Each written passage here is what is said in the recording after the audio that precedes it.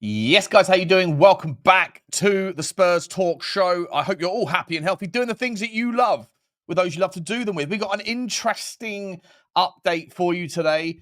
We got some interesting insights from football finance experts that are being represented through TBR that are talking about how Daniel Levy could get out of Tottenham, how easy it would be, and who he can or he can't sell his stake to, should that be the direction of travel that does, in fact, materialize with this whole takeover drama thing. We also have a story that we were all led to believe was massive exclusive bomber from a new ITK, or relatively new ITK on the block in Twitter sphere called IndyKyla News.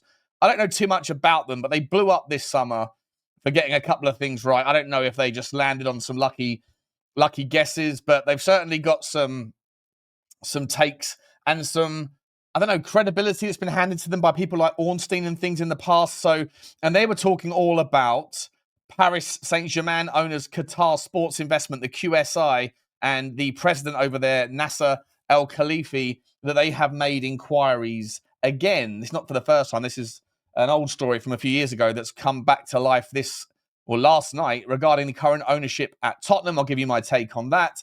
And also we've got some other sort of club news regarding Micky van der Ven potentially being given a new contract to bring him up towards the club's highest earners level in this new look Tottenham ambitious owners setup that I'm still not entirely convinced by.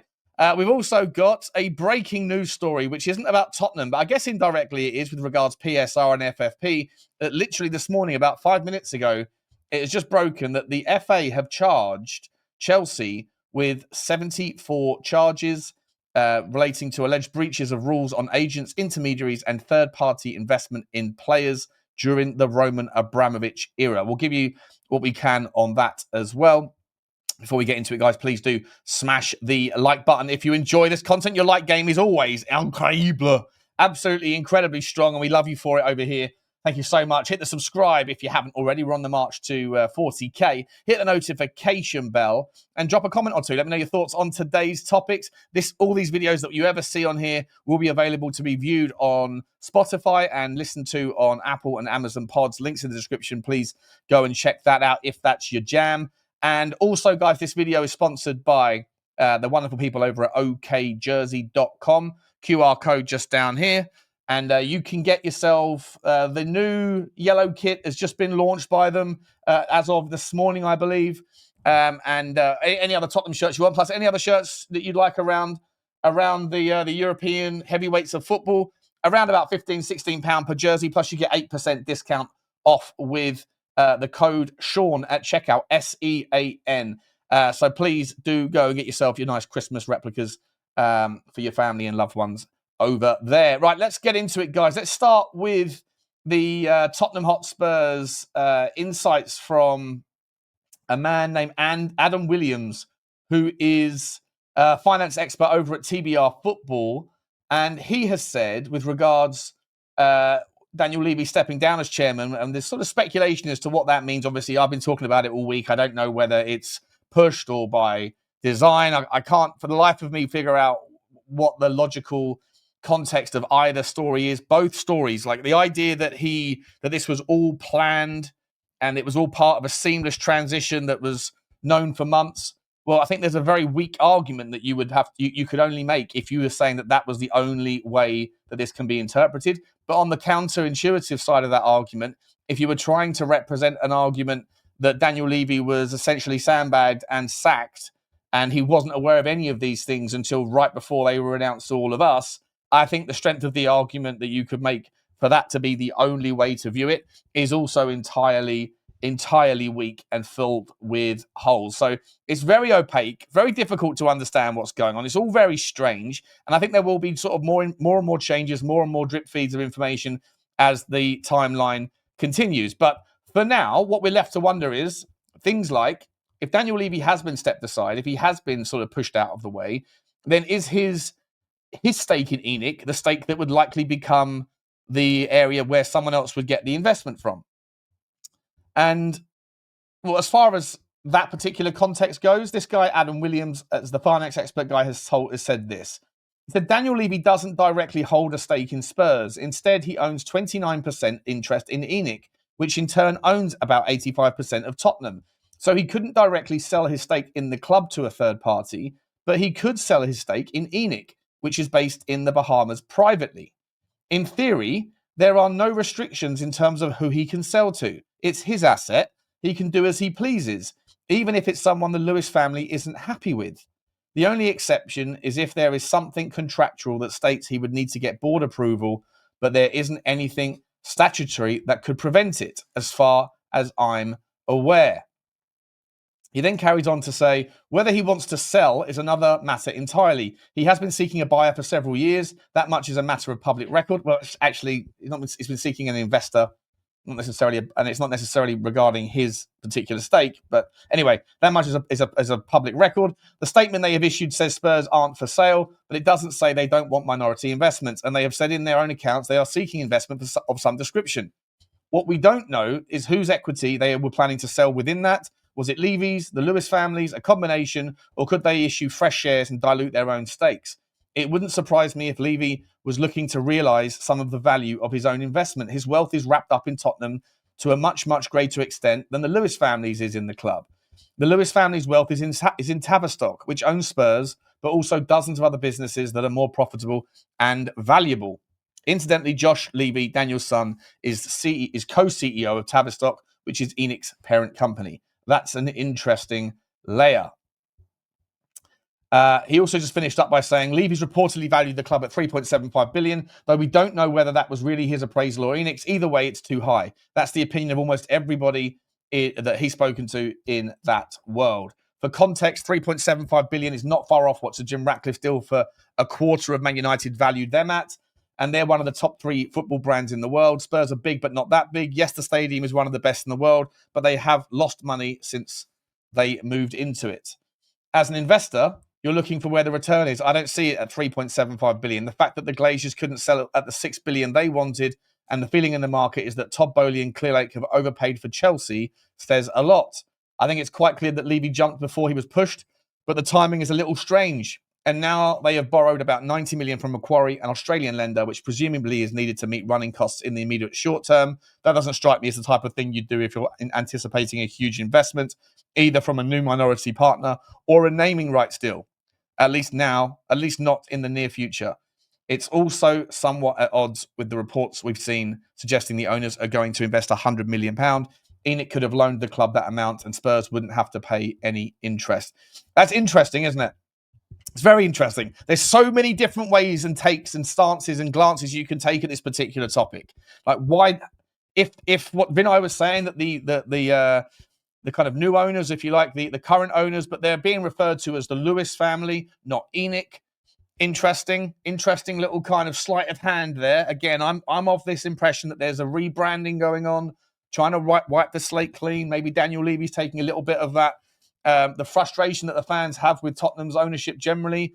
He has been the villain because he's the visible representation of ownership for the last 25 years. And so him stepping down in the manner it's apparently happened, and for the amount of interpretation with how that whole thing is shaped up, it could easily be interpreted that the Lewises and the children specifically that seem to be wanting to take over here are taking the reins and at the same time trying to wipe the slate clean of any connection to the previous incarnation, even though it was their dad who could have put his hand in his pocket for the last 25 years and for the most part didn't. Every time Daniel Levy went to Joe Lewis and asked for more money, Lewis said, sure, but only if you get diluted by it, which shows that there's a little bit of maybe a little bit of conflict in the relationship between the two families that are clearly very close, but that at the end of the day, Daniel Levy's taken 60 million quid out of the club from his running and from his job, if you like, and the Lewises haven't. And at the same time, as this guy right here, Adam Williams, says, it does make an interesting point that if there's supposed to be another £100 million coming in, then why not just do £200 million and then not have to use the Macquarie loan, the loan facility? That payday loan does come with a cost. It does come with interest rates, and it does come with fees for the brokerage. So if the Lewis children are really going to step up and be counted for, as they would like the record to be set as saying that they will do, It doesn't look like it so far, does it? It doesn't look like it so far. The first iteration of that is to get a loan on guaranteed future revenue anyway from the club. That's why I have a problem in all of this. Not that I have a problem necessarily with ENIC, not that I've ever had a problem with Daniel Levy necessarily. I can see their faults and I can see their pluses, and I think that Daniel Levy generally has been a good owner, a good chairman. However, I'm not going to sit here and pretend like that the history hasn't been the history. And I think it's incumbent upon all of you to remember, even if you're excited about Daniel Levy's exit, don't believe a word from the Lewis children until you actually see it. And the first iteration of it, when they could have put their hand in the pocket, they've gone to a loan facility instead. Now, those loan facilities are not uncommon. They are very common. Not so much at Tottenham, but they are elsewhere. But so it's not like it's a disastrous thing. But there's costs associated with borrowing money, and it could have been put in via the people that are apparently about to demonstrate their own levels of interest and ambition. I find the whole thing very, very strange, very interesting, and entirely opaque. And I'm sure more and more details will fall through the net, and we'll get to see some of the truth. But we're all speculating. Let's be entirely honest. Let's move to this story from Indie Kyler News. So Indie Kyler News has dropped this story last night. They put out a tweet at about 9 o'clock UK time, just as, unfortunately, the horrendous story. And by the way, I'm not to make this political at all, but I don't know if you've seen the Charlie Kirk thing that happened yesterday. Absolutely horrific. The world is so messed up, and putting aside love or hate the guy or whatever, just hope his family are praying for them more than anything else, because just horrendous thing that happened last night. Absolutely horrendous. I wish the world would find peace, but it's not set up that way, I guess. Indie Kyler News, at that particular point in time, the reason I mentioned it, at that particular point in time, they were dropping a bomber, and it didn't really go down too well with the comment sections, but their bomber did say that we understand PSG president Nasser Al-Khelaifi has made inquiries on the current ownership situation at Spurs official. Paris Saint-Germain owners Qatar Sports Invest and eyeing a minority stake at Spurs. The information is from well-placed sources from Qatar. Now, look, I'll just come out and say it. This is not a new story. This is a story that's from 4 years old. I don't know anything about these Indie Kyler News things. I reckon there's a hell of a lot of speculation, a hell of a lot of just taking advantage of obvious stories, throwing a little sprinkle of dirt onto it, or salt and pepper, and trying to grab a few more headlines, like a lot of people do. And I participate in the same kind of ecosystem. So yeah, I don't hate it, but it is, you have to treat it with the credibility that it deserves. But look, there's obviously history between these guys. I don't think there's any truth to this particular story. The reason why is, one, it's not the relationship between PSG president Al Khalifi is with Daniel Levy. It's not with Tottenham Hotspur. And secondly, this thing was put to bed in the past. Thirdly, even if you were to get a minority investment of, say, 10%, the problem is that Tottenham Hotspur and PSG are both going to look to qualify for the Champions League. And at the moment, they wouldn't be able to participate in it. The rules are quite opaque with regards influence and so I think the phrasing is influence and structure. And unless PSG were to have some sort of investment that is completely standoffish, completely delineated, completely in a blind trust, all of those things that John Textor would have needed to have done or whatever in the past with Crystal Palace, then they would fail that sort of that delineation of accountability, and then Tottenham wouldn't be able to play in the Champions League, because PSG would qualify usually first for France, and so they would get the priority over Tottenham. And as that ownership, unless it's completely separate, completely blind trusted, and completely devoid of any other demonstrations of relationships that suggest that there is an overlap in power, influence, and control. And the fact that we've just signed Kolo Muani on loan is one of those examples that would break that clause, as far as I understand it. So it doesn't make any sense in the short term to me. I'm not saying it won't happen. I'm not saying that it can't be figured out. There's a million loopholes. You look at teams like Leipzig and Salzburg, they always play in the same competition together when they both qualify, because there's a Chinese wall between the two in terms of their managerial structure and all of those things. But at the end of the day, if anyone's trying to convince me that there's no overlap between RB Leipzig and Salzburg, then I think you've got a difficult job on your hands. I'm pretty sure since the lifetime of that relationship of those two clubs, I think there's no two clubs in Europe that have traded more between themselves than Leipzig and Salzburg. So the idea that there's no influence, control, or overlap is laughable, although they may have done it just enough to be able to clearly sort of separate themselves in terms of anything that can be traceable via any investigation. And obviously that would be difficult to happen. Now, look, it doesn't mean it won't happen. I'm just not really giving it the credit it deserves. I personally think that whilst Tottenham are certainly looking for investment, certainly looking for maybe a stadium naming rights deal, sponsorships that will start in that vein and then move into minority investments and then maybe have a full takeover. I personally think that there's too much juice left in that squeeze at Tottenham Hotspur with regards phase 3 of the Northumberland Park development, phase 4 with whatever else is going on with regards to the underground and all those things that are happening in years to come, if at all. Obviously, Whitewebs, the NFL training ground, all of those things, when those things get approved, when those things get built, that then amplifies unbelievably the opportunity for an NFL franchise to be expedited into London.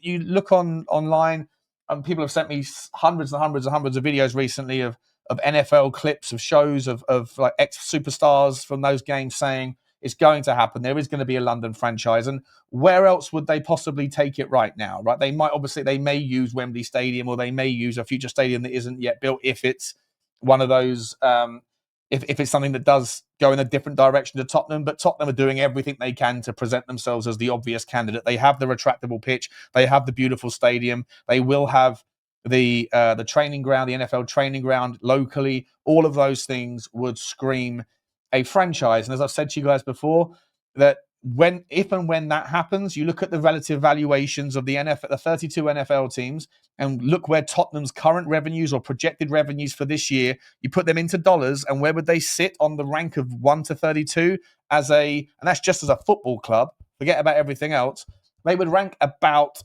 16th, 17th, 18th, somewhere around there in the revenue things, in the revenue list.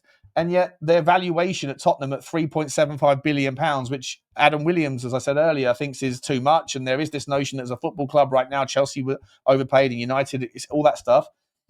Well, the valuations of the NFL franchises, the 32nd team has a higher valuation than Tottenham Hotspur and significantly lower revenue. So, you can see from that, if you take your hat off and look at it from that perspective, a football club that's on a global stature, in a global presence, a global sport that's about to, in the next few years, be moving into more and more international fixtures, international series games, the potential of Netflix for sports sort of media rights deals that will come in the next iteration of broadcast negotiations.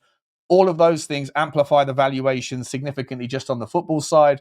Plus you have whatever's going on with the property and the hotels and all of those things as well. Plus you then potentially bake in or price in this idea of an NFL franchise. And you can see that that entire pie would be worth more than $10 billion in 10 years' time if all of those things materialized, right? And so on that basis, is Daniel Levy and Joe Lewis, are all those people going to at some point kind of just hand over that value to somebody else? Or are they going to be, they want to be a part of it, right? I would imagine they want to be a part of it. Maybe a gradually less and less part of it, but still be a witness to that growth. Maybe not. Maybe they want to retire and they've taken it as far as they think they want to, and they just want to get out now and enjoy their years. At some point, enough's enough. But I personally would imagine that a full takeover is a long time away, a fairly long time away. I could be wildly wrong, just using my own intuition and my speculative mind on here. But I think it's a while away. But I do think you'll start with some sponsorship deals. But what I don't think is going to happen, I don't believe that the PSG QSI owners are going to come in, at least in the short term, because they might want to get out of PSG with regards, like there's no state, they can't own that stadium, that's owned by the government and they can't buy it. They the naming rights, the media rights deals in France are a mess, and it doesn't, like, there's not a lot of juice left in that squeeze over there.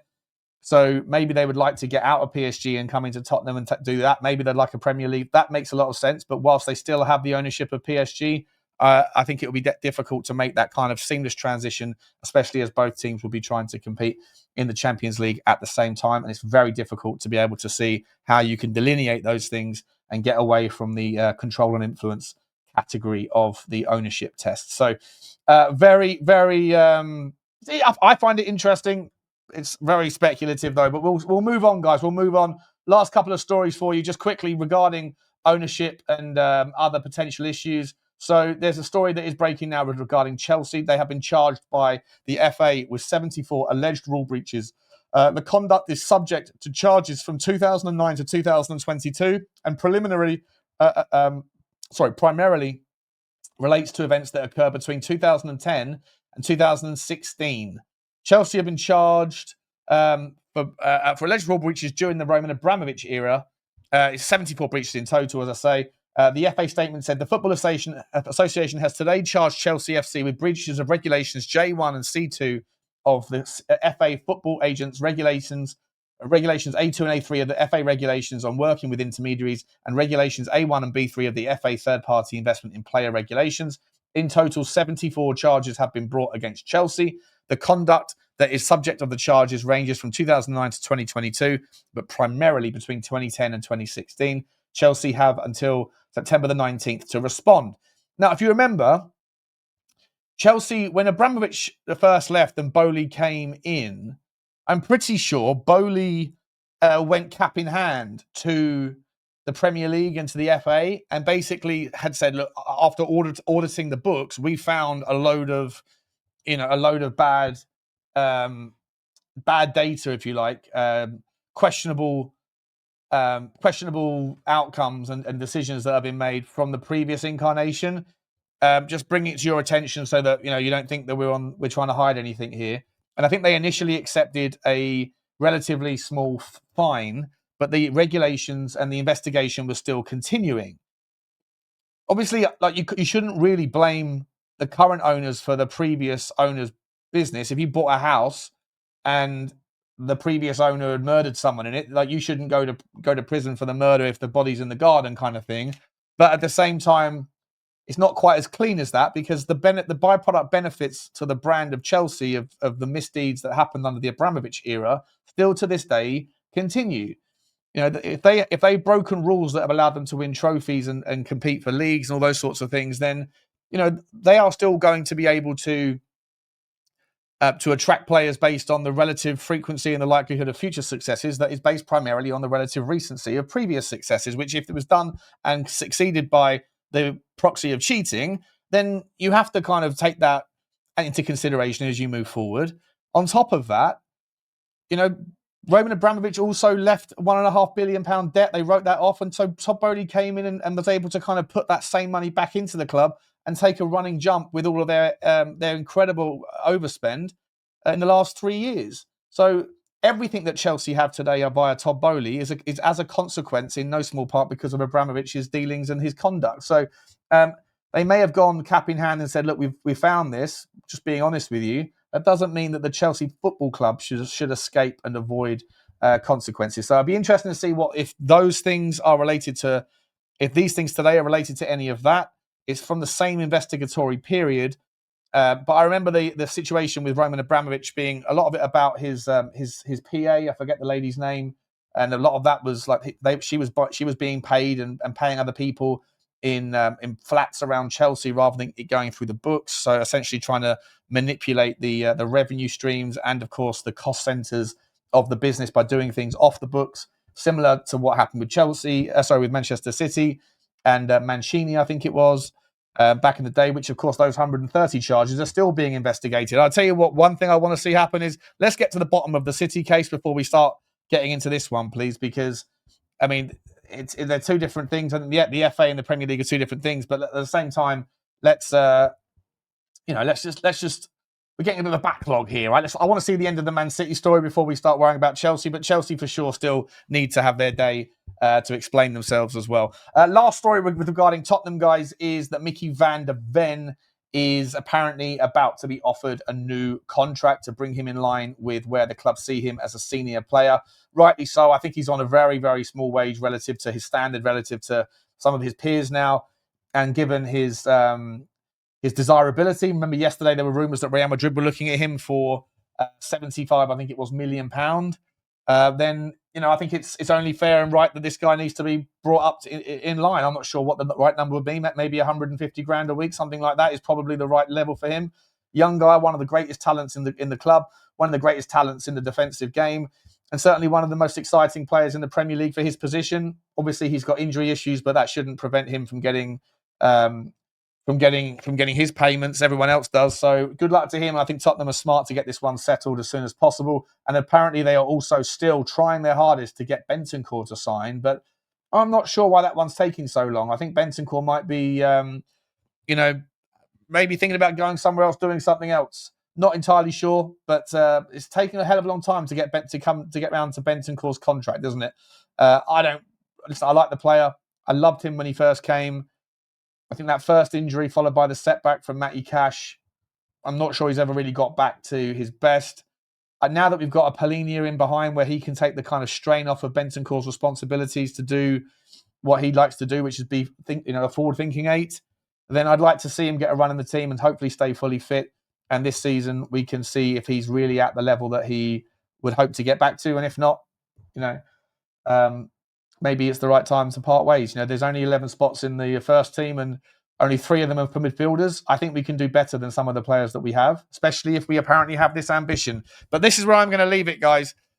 I think that Adam Williams there makes a really, really good point, right? All of the noise has been around, don't worry, the Lewis children have got you. We've got you guys. Forget about the past. Clean slate. Okay. So the first £90 million of financial injections we're getting is a loan, yeah? I don't know. Listen, let me know your thoughts. Like, subscribe, and comment. Get over to Spotify and all that stuff as well, please. And give us a follow, give us a rating. Really appreciate you all. I'll see you later on for a live stream, guys. And I'll see you tonight for the 5 at 8 o'clock. Football Inc. isn't around today. Sorry about yesterday. Johnny was late, delayed back, but we'll be back tomorrow for sure. Like, subscribe, and comment, guys. And as always,